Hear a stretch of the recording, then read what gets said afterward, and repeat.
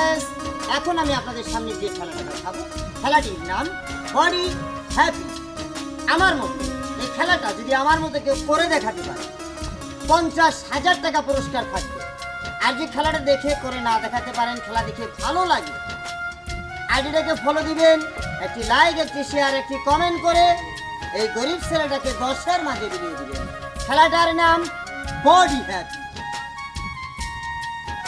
আপনার নাম ডালসি, হাত সামনে পিছে, এটার ভিতরে দিয়ে টান দেয়, এই ঠাই